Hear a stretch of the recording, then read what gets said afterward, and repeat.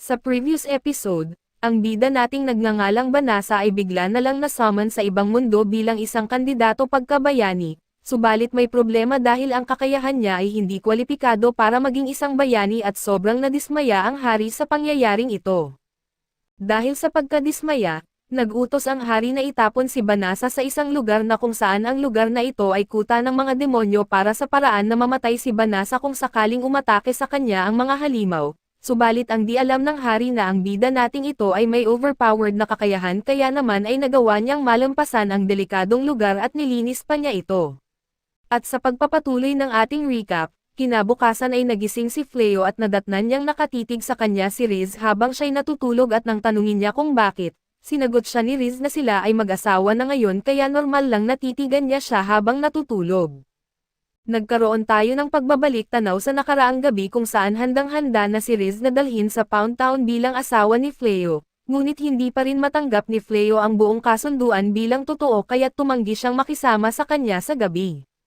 Medyo nasaktan si Riz sa pagtanggi niya, ngunit tiniyak sa kanya ni Fleo na hindi dahil ayaw niya kay Riz, ngunit maraming hakbang pa ang kailangang gawin bago ang paggawa ng anak ay maisaalang-alang at sa ngayon, plano niyang matulog sa pasilyo para magkaroon si Riz ng kwarto para sa kanyang sarili. Subalit sinabi ni Riz na magsisimula ng maghinala sina Bale at ang iba pa kung tatanggi si Fleo na matulog sa iisang kwarto kasama siya, dahil dito ay napilitan si Fleo na manatili kasama siya habang nandito sila. Kahit na hindi pa maaaring mangyari ang pagpaparami ay gusto ni Riz na gumawa ng mabuti para kay Fleo kaya nag-alok siya na tulungan siyang magbihis para sa araw. Hindi kailangan ni Fleo ng tulong niya pero dahil hindi naman ito masama, hindi siya tumutol nang tanggalin ni Riz ang kanyang damit. Ngunit sa sandaling iyon ay pumasok si Bose sa kwarto at sa nakitang sitwasyon, naramdaman niyang may nakita siyang hindi niya dapat makita at agad na umalis at kalaunan, nagsimula silang magsanay ayon sa kanilang napagkasundoan subalit nang makaharap ni Bale ang isang higanteng baboy ramo, tumakbo siya palayo pag-atake nito sa kanya. Sinubukan ng mandirigma na manguna bilang tagapinsala pero sa isang iglap, naubos agad ang kanyang mga galaw dahil iyon lang ang kanyang alam na gawin at bago siya masaktan ay sinabi ni Rick kay Bale na tigilan ang pagiging walang silbi at gamitin ang kanyang mahika para tumulong, kaya't naglabas siya ng isang pananggalang na sumpa na nakaharang sa pag-atake ng baboy ramo. Pagkatapos ay sinabi ni Fleo kay Bale na barilin ang baboy ramo subalit nang gawin niya ito, iyon lang ang pinsalang nagawa ng pana at ligtas sabihin na ang koponang ito ay talagang hindi mahusay sa labanan at dahil magtatagal pa sila dito, nag-alok si Fleo sa mga babae ng isang kwarto sa bahay dahil pagmamay-ari na niya ito bilang bahagi ng kanyang gantimpala mula sa quest ng Psycho Bear.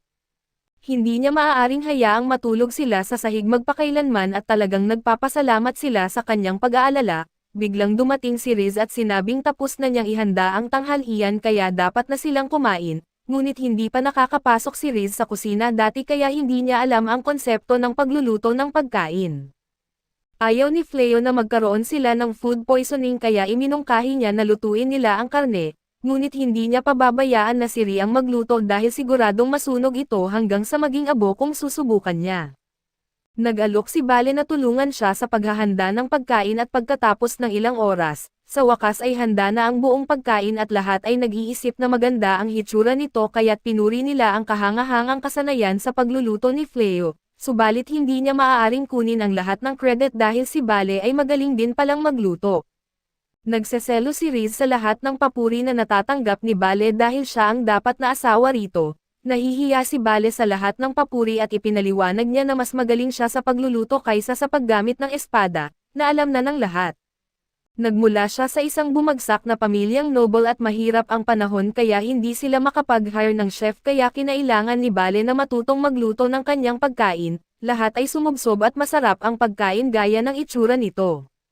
Kaso nag-alangan pa rin si Ri na magtiwala sa pagkain dahil siya ay istriktong anti-vegetarian subalit dahil si Flea ang gumawa ng salad, doon ay sinubukan niya ito at hindi naman ito masama at mamaya ay dinala ni Fleo ang lahat ng sobrang baboy na kanilang napatay habang nangangaso sa guild, para tasahin at nagsisimula na siyang makakuha ng atensyon kung gaano kabilis para sa kanya na mapabagsak ang mga higanteng iyon.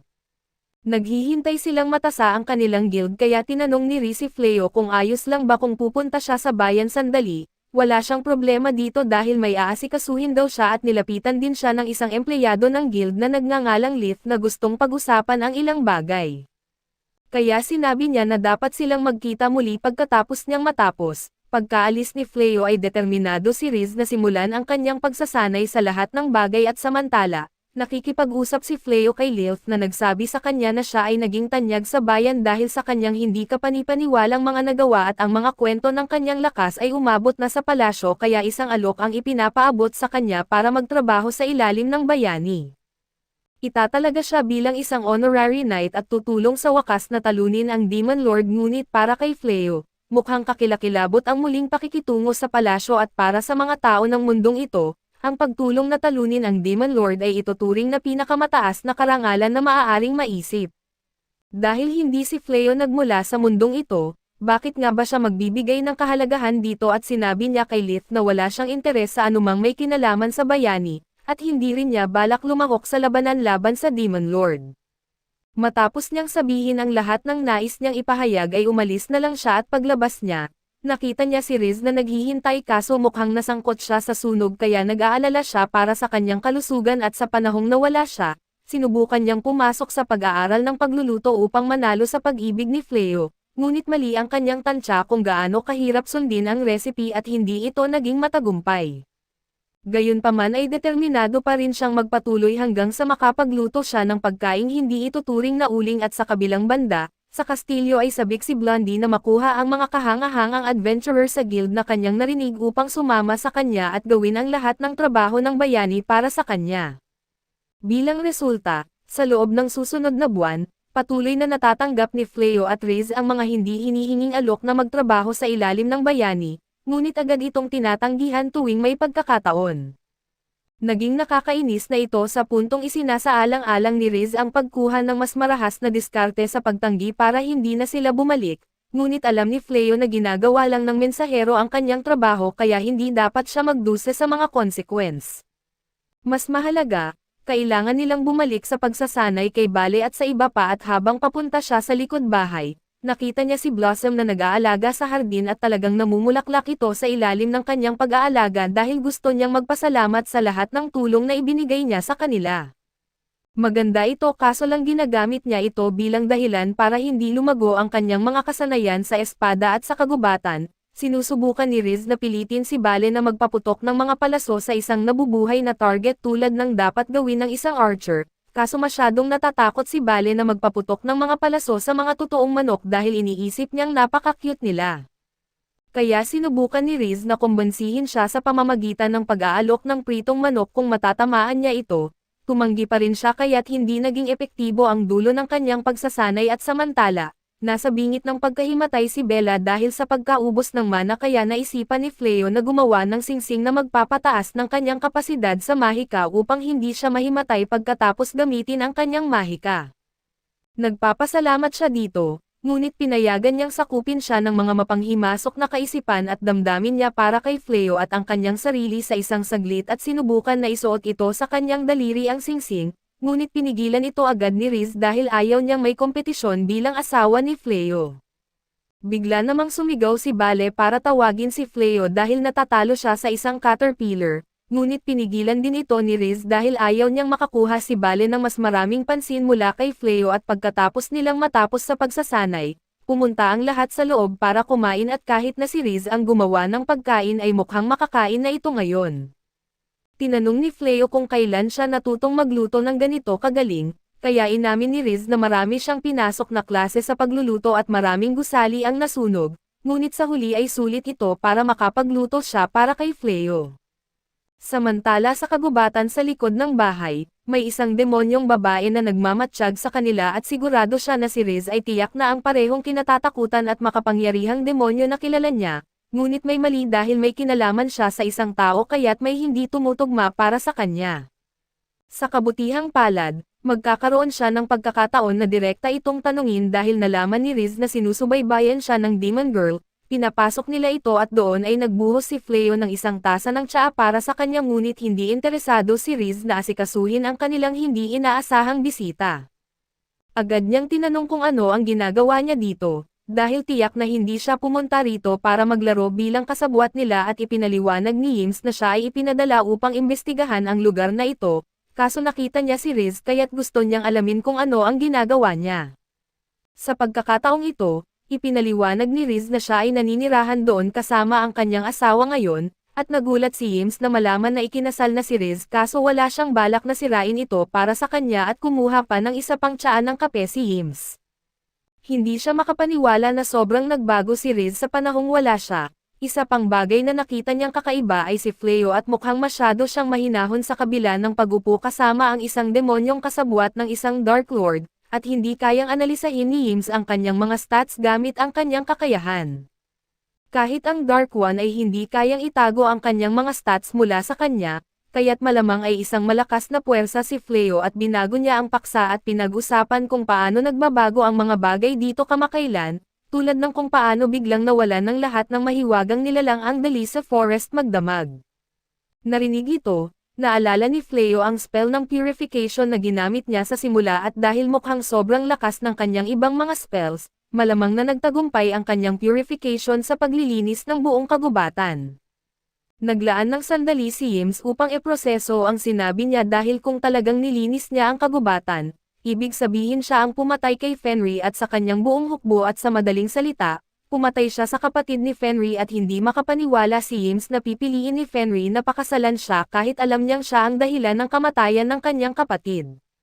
Sinabihan ni Riz si Yims na tumahimik muna dahil nakakainis na ang mga akusasyon niya kay Fleo. Ngunit nang tanungin ni Fleo kung alam niya na pumatay siya ay kinumpirma ito ni Riz at di maraming tao sa kaharian na may kakayahang gumamit ng purification magic sa ganitong kalaking saklaw, kaya halata na si Fleo lang ang makakagawa nito. Ngunit sa huli, isang maipagmamalaking mandirigma si Fenrir kaya hindi niya gugustuhing pagsisihan ang kanyang kamatayan kahit ito ay sanhi ng isang napakalakas na puwersa tulad ni Fleo, at bukod dito ay kung ayaw niyang mamatay ay hindi sana siya hinayaan na mapatay. Nagmahal si Riz kay Fleo dahil sa kanyang lakas kaya kahit kanino pa siya pumatay, hindi magbabago ang damdamin niya para sa kanya at bigla nilang napagtanto na narinig ng mga knight ang kanilang buong pag-uusap kaya't alam na nila ngayon na si Riz ay parehong demonyong si Fenrir na pumatay sa kanya noong una, kaya lalo silang natakot sa kanya lalo na si Bale.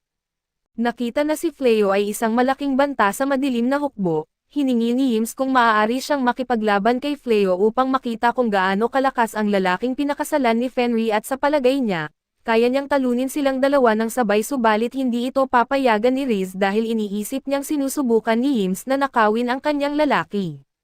Sa huli ay pumayag si Fleo sa laban at itinakda ang mga patakaran na pinapayagan ang mahika at magpapatuloy ito hanggang may sumuko. Lumundag si Yims sa ere at nagpapalabas ng isang spell upang lituhin si Fleo habang ang isa pang spell ay lumalabas mula sa ibaba. Agad na dinaspell ni Fleo ang pareho at kinontra ng kanyang sariling spell na nagpabitag kay Yims sa ere. Hindi siya makagalaw o makapagtanggol kaya siya ay sumuko at kinabukasan, kinakailangang makipag-usap ni Fleo sa mga knight at humingi ng paumanhin sa hindi pagsasabi kung sino talaga si Riz dahil inakala niyang ito'y magdudulot ng gulo. Nauunawaan niya kung nais nilang iulat siya sa kastilyo, ngunit sinabi ng mga ito na lubos na nakatuon si Riz kay Fleo kaya hindi na siya bahagi ng Dark Knight. Sumang-ayon si Bale na karaniwan ay kailangan nilang iulat ito sa kastilyo ngunit dahil hindi na isang banta si Riz at tumutulong na sa kanila sa nakalipas na buwan, maaaring makakalimutan nila itong banggitin sa hari. Natuwa si Riz na marinig ito, ngunit nakuha ang kanyang pansin sa labas nang bumalik si Yims. At dahil sa pagkatalo ay nagdala siya ng buong hukbo ng dragon upang talunin si Fleo at sa halip na matakot, namangha si Fleo dahil ito ang unang pagkakataon niyang makakita ng mga dragon ng personal. Inutos ni Yims sa mga dragon na umatake dito kaya't hinarap ito ni Fleo sa pamamagitan ng pagbagsak sa kanilang lahat gamit ang kanyang mahika sa isang iglap. Ang pinakamalakas na hukbo ng dragon ng Dark One ay naging tambak ng mga bangkay.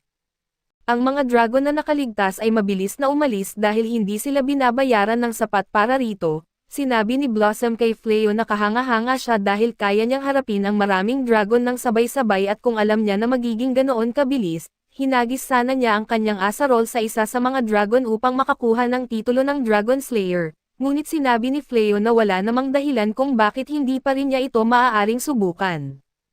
Sinabi niya kay Blossom na ihagis ang kanyang asarol sa isa sa mga dragon at habang ginagawa niya ito, pinalakas ni Fleo ang atake na sapat upang magpinsala sa leeg ng dragon at nakamit niya ang titulo kaya nagmadali ang iba pang lumapit kay Fleo upang humingi ng tulong, ngunit umalis na ang lahat ng dragon kaya't wala na silang swerte.